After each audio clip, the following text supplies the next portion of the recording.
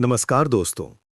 आज मैं आपको ले चलने वाला हूं भारत के सबसे रहस्यमयी, दिव्य और अद्भुत धाम की ओर।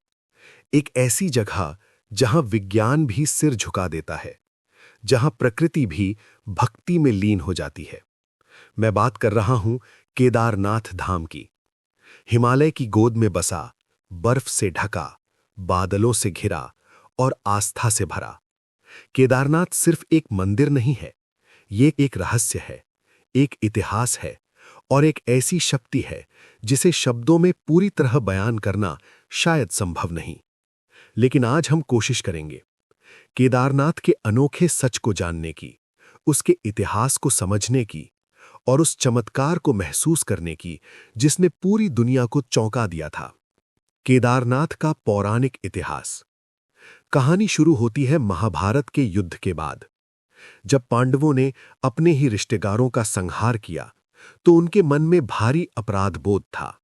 वे मुक्ति चाहते थे, क्षमा चाहते थे और इसके लिए वे भगवान शिव की शरण में गए। लेकिन शिव उनसे प्रसन्न नहीं थे, वे उनसे मिलना नहीं चाहते थे। कहते हैं कि भगवान शिव उनसे बचने के लिए भैंसे का रूप धारण कर हिमालय की ओर चले गए। पांडव उनका पीछा करते हुए यहां तक पहुंचे। भीम ने विशाल रूप धारण कर दो पहाड़ों के बीच अपने पैर फैला दिए ताकि कोई भी जानवर निकल न सके। तभी एक भैंसा जमीन में समाने लगा। भीम ने उसे पकड़ लिया, लेकिन तब तक उसका शरीर अलग अलग हिस्सों में बंट चुका था। जहां उसका कूबड़ प्रकट हुआ, वहीं बना केदारनाथ मंदिर।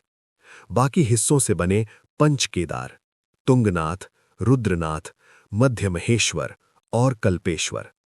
इसलिए केदारनाथ को पंच केदारों में सबसे प्रमुख माना जाता है। 1200 साल पुराना रहस्य। क्या आप जानते हैं? केदारनाथ मंदिर को लगभग 1200 साल पुराना माना जाता है। कुछ इतिहासकार मानते हैं कि इसका निर्माण 8वीं शताब्दी में आदि शंकराचार्य ने करवाया था। लेकिन चौंकाने वाली बात यह है कि इतनी ऊंचाई पर, इतनी कठिन जलवायु में, बिना किसी आधुनिक तकनीक के इतना विशाल पत्थरों का मंदिर आखिर कैसे बनाया गया? मंदिर के पत्थर एक दूसरे से ऐसे जुड़े हैं जैसे किसी आधुनिक इंजीनियरिंग का कमाल हो। न सीमेंट, न लोहे की छड़ें, सिर्फ विशाल पत्थर। और ये मंदिर हजारों साल से बर्फबारी, तूफान और भूकंप झेल रहा है, लेकिन आज भी अडिग खड़ा है। अब बात करते हैं उस घटना की जिसने पूरी दुनिया को हिला दिया। साल था 2013, जून का महीना। चारों ओर बादल और अचानक बादल फट गए।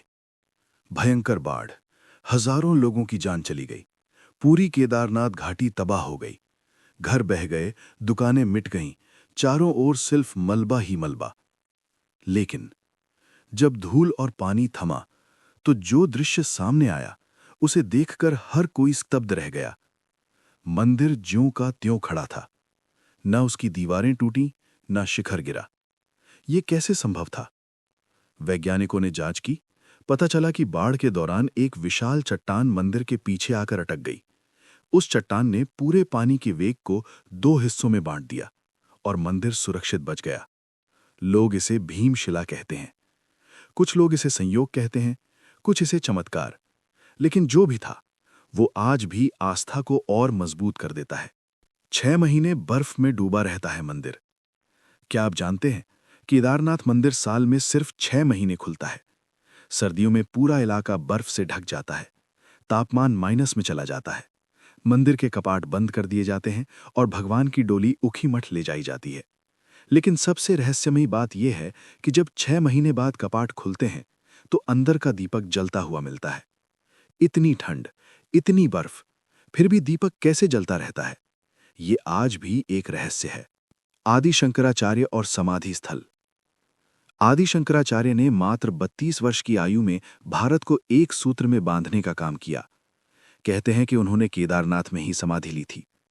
मंदिर के पीछे उनका समाधि स्थल है।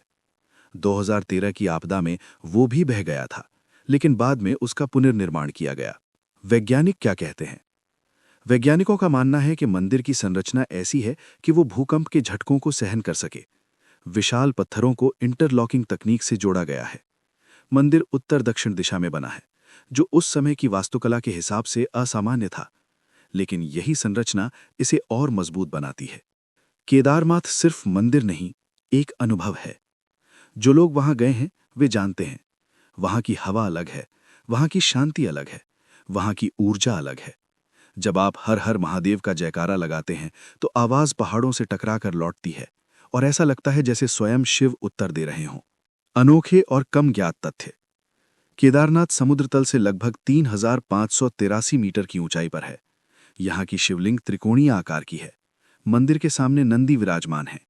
यहाँ का मौसम मिनटों में बदल सकता है। अंत में केदारनाथ हमें सिखाता है कि आस्था सिर्फ शब्द नहीं, वो विश्वास है। कि प्रकृति कितनी भी प्रचंड क्यों ना हो, अगर विश्वास अडिग है तो इंसान भी अडिग रह सकता है। केदारनाथ सिर्फ पत्थरों का मंदिर नहीं है, ये विश्वास का प्रतीक है, ये शक्ति का प्रतीक है, ये भारत की आत्मा है। अगर आपको ये जानकारी पसंद आई, अगर आप ऐसे ही रहस्यमयी और ऐतिहासिक वीडियो देखना चाहते हैं, तो अभी हमारे चैनल को सब्सक्राइब करें, वीडियो को लाइक करें और कमेंट में लिखें हर हर महादेव। फिर मिलेंगे एक और अद्भुत रहस्य के साथ। जय बाबा केदारनाथ।